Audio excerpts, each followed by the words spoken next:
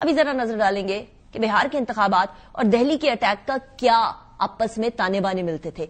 जितने इस टाइम तक अटैक्स हुए हैं, जितने फॉल्स फ्लैग ऑपरेशंस हुए हैं, वो कहीं ना कहीं जाकर इंतखाबात से मिलते हैं। और भारत की रियासत बिहार में होने वाले इंतखाबात के अंदर, इन रियासती इंतखाबात के अंदर ये बात तो बड़ी वाज़ेह हो गई है कि ये धांधली शुदा इंतखाबात का इसके ऊपर इल्जाम लग रहा है। इस रियासत में होने वाले असेंबली के इंतखाबात के गैर हतमी नताइज के मुताबिक बीजेपी के इत्तेहाद नेशनल डेमोक्रेटिक अलायंस की वाज़ेह बरतरी इस टाइम पर है।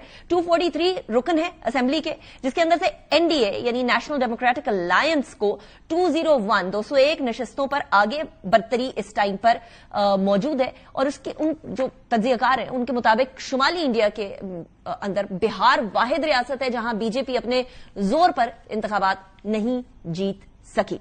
नाउ बिहार के इन इंतखाबात के एक अहम पहलू यह है कि इससे पहले एक ही रोज पहले दिल्ली के अंदर जो है वो लाल किले में धमाका होता है, मतलब एक ही हफ्ते के अंदर अंदर धमाका होता है। और इसके बाद इस फॉल्स फ्लैग के बाद भारत सारी की सारी भारतीय मीडिया सारे इल्जाम पाकिस्तान के ऊपर लगा देती है बयानियां बदलकर।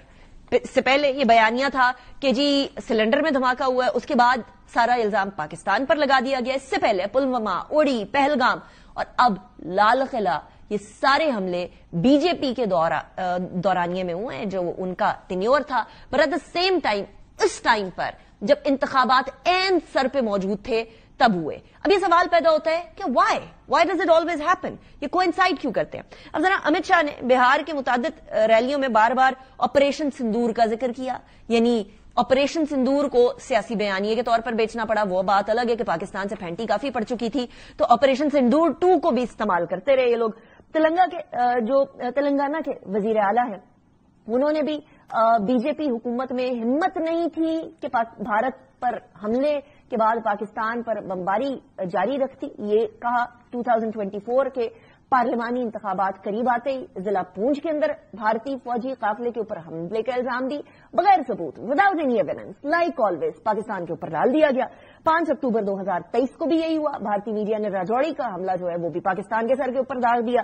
अप्रैल 2023 के अंदर चले जाए, भटिंडा का वाकया होता है, दहशतगर्दी करार दिया जाता है, इल्जाम as usual without any evidence, without any enquiry Pakistan पर डाल दिया जाता है।